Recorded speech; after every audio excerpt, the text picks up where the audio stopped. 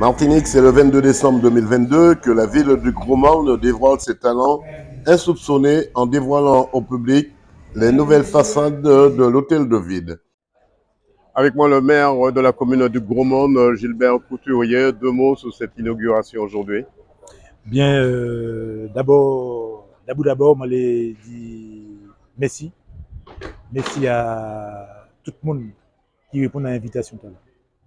Et puis, moi, les dit merci aux médias. Merci à tous ces jeunes-là qui travaillent, toutes les non-travailleurs, ces salariés, tous ces encadrants, tous les personnels mairie qui travaillent.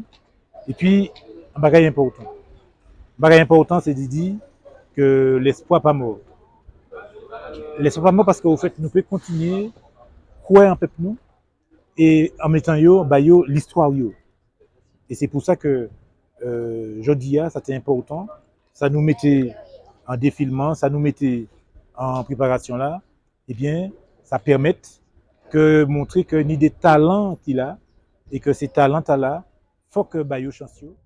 Une trentaine de fresques en mosaïque réalisées par les jeunes en insertion de l'association CAID sous la houlette de Bruno Sorel qui met en lumière le patrimoine culturel du Gros Morne.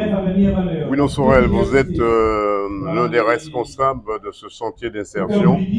Parlez-moi un peu de cette fresque qui a été mise en place avec votre groupe d'insertion aujourd'hui. Oui, bonjour à tous. Bruno Sorel, chargé de développement à CAID Patrimoine. Effectivement, l'association a été chargée de mener un projet d'insertion, d'accompagnement de jeunes pour la réalisation au Gros Morne d'une réhabilitation de la mairie. Et le projet s'est traduit par la pose de panneaux en mosaïque représentant la culture, l'identité, la faune, la flore et des scènes de vie de la Martinique. Donc c'est un chantier qui est en place depuis 2018, qui a permis à 32 personnes de participer et qui ont pu, avec les concours des autres partenaires, l'État, le CTM, Cap Nord et la ville du Gros Morne et la DAC, réussi à proposer, à présenter aujourd'hui une trentaine d'œuvres sur la cinquantaine qui doit être finalisée d'ici fin 2023. On a vu le travail de ces jeunes. Aujourd'hui, c'est un moment historique. Alors, c'est particulièrement historique parce que c'est le premier chantier de ce type et de cette envergure qui est conduit sur la Martinique. Vous imaginez des œuvres d'une dimension de 5 mètres par 4 mètres qui représentent des milliers et des milliers de tesselles, de petits carreaux collés. Non pas sur de l'artisanat, mais réellement des artistes, accompagnés par un professeur exceptionnel, Marianne Toula, qui a permis à ces jeunes de comprendre ce qu'est le dessin, ce qu'est l'art.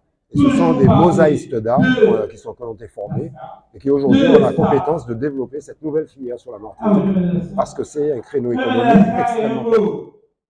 Ces œuvres représentent la faune, la flore et des scènes de la vie antillaise.